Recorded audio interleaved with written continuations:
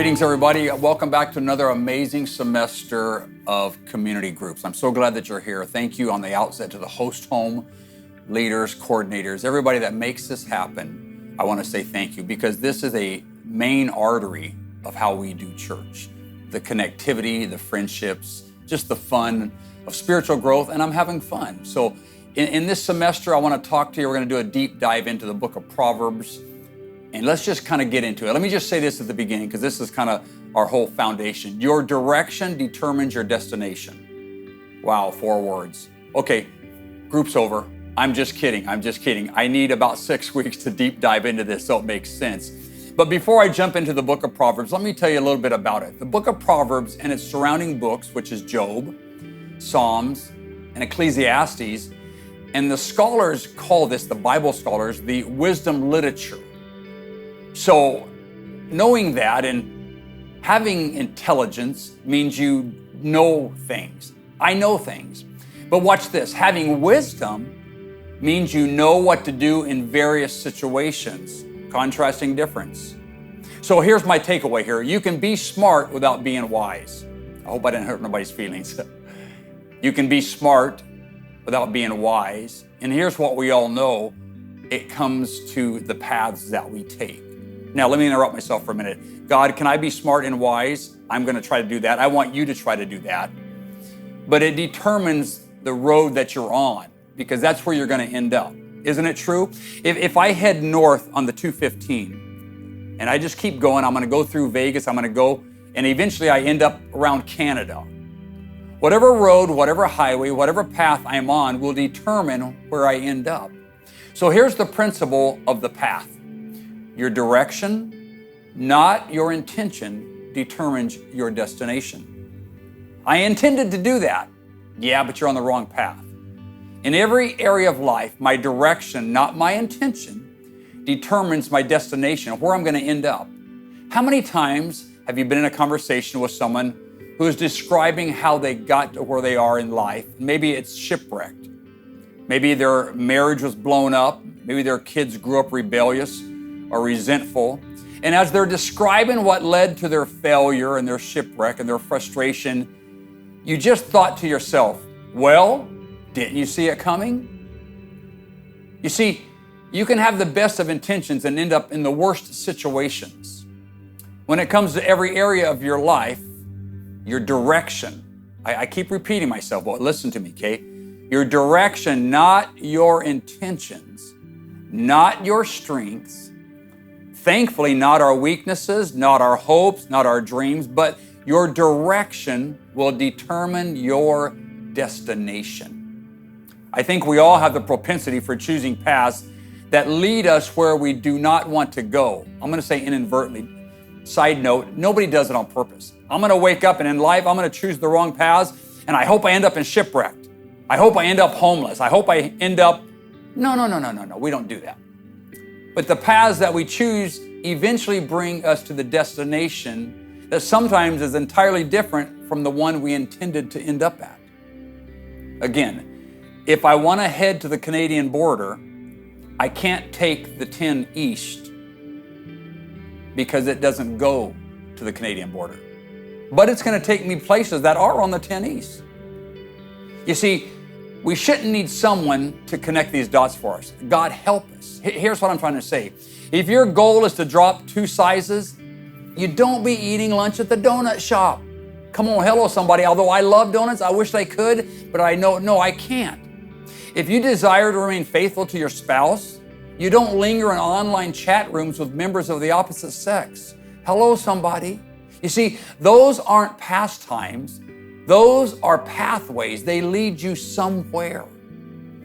It is so much easier to see these dynamics at work in other people than ourselves. True. The old adage, hey, look in the mirror. Hello, mirror. You see, there are disconnects in our lives. There are discrepancies between what we desire in our heart and what we're actually doing with our life. There is an alignment between my intention and my direction. What am I intending to do? And then I have to ask myself with Proverbs, am I on the wrong path or am I choosing the right path? Am I on a path in life that will cost me precious years and heartache. I understand. Nobody wants that. Nobody chooses that. You see, the path we choose at those critical junctions doesn't just determine our destination the following year, but for the following season of our life. The principle of the path is operating in your life every minute, every day, every week. You are currently on a financial path of some kind. Yes, we are. You are currently on a relational path with some people. You are continuing down a moral path, an ethical path, an entertainment path. And each of these paths have a destination. Your destination, not your intentions, determines my destination, my direction. So wherever I'm headed, wherever I'm pointed, I've always said this, the direction I'm pointed in is better than the speed I'm traveling. You could be pointing east, wanting to go north, and you like, man, they're jamming along. They got it made. No, they're pointing the wrong way. So what the purpose of a pastor in this lesson is, I got to keep us as a church pointed towards Calvary. So again, as a pastor, your direction to me is more important to your speed. You see, some of you have been brokenhearted at various times in your life. You wanted to know, why did God allow this to happen to me? Well, the simple, gentle answer is, He didn't. In fact, He wanted to stop it, but He couldn't stop you because you were headed in a direction. What direction are you headed today? In the context of morality. What direction are you headed today relationally, financially?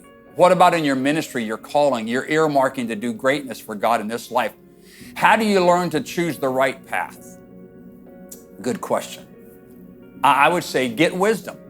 Here's what I pray a lot, especially when I'm trying to make decisions, I'm counseling with people. I'm asking God, give me the wisdom that you would have gave Solomon back in his day. Because back in his day, they wrote, hey, if any man lacketh wisdom, let him ask thereof. So I'm not smart enough to know it all, but I am smart enough to say, God, I need wisdom. How do I proceed with this situation? What do I tell this family? I want to get wisdom. And what we're going to do for the next couple of weeks is help you in your life. Who do you have in your life who warns you from danger? I would call in my personal life, I call it sounding boards of protection. Make choices. Here's something that will help you. Make choices based on the long term, not the short term. Make choices based on what will develop if you do something over a long period of time. Not instant gratification, not instant answers, because if you develop a sense of decision making over a period of time, because that path that you're on every time will lend you and send you to one destination. So what I want you to think about today is, what path am I on? And if the trajectory of this path doesn't change, do I end up where I want to be? See, here's what we need to say in our mind. Every decision I make is a new fork in the road. I got to get that in my head. Every decision I make is a new fork in the road. Here's another one for you. Every decision I make takes me down a new path. Every decision I make takes me down a new path. So I would simply say, Lord, help us to choose the right path. Help us to know what you know before we get there and hurt ourselves. Like any parent, we're trying to guide our children. We're wiser, smarter, older, as we say, we've been around the block. And so we're trying to prevent our kids. Most parents say, hey, I want you to do better than me. Don't hit the mistakes. Don't live with the scars. Let me help you, son. Let me help you, honey. Let me help you get on the right path. And if we're good parents and godly parents and wise parents, we're going to be vocal when we see they're on the wrong path. No, those aren't good friends for you. No, you can't stay out that late. No, you can't go. What are we doing? We're not trying to micromanage them. We're trying to get them on a path because we know the trajectory where those paths send people. So I just simply say, Lord, Help us, help me choose the right path. And here's what I want to say before I kind of wrap up today. If you'll tell yourself that and look in the mirror with the help of God every day, I'm telling you, my friend, you're going to end up on the right path. And when you look back in the rearview mirror, wow, what a beautiful scenery. But then when you look back out your windshield, I'm at the beach, the wind is blowing, oh, those palm trees are beautiful. Wow, the ocean is blue. How'd you get there? Because I got on a path that took me to the beach, and I stayed on the path. Okay, we're not trying to get to the beach per se, but we're trying to make good decisions. In this series, Be Faithful, my friend, we're going to do a deep dive on Proverbs. It's amazing of all the wisdom that's coming your way that you know not of.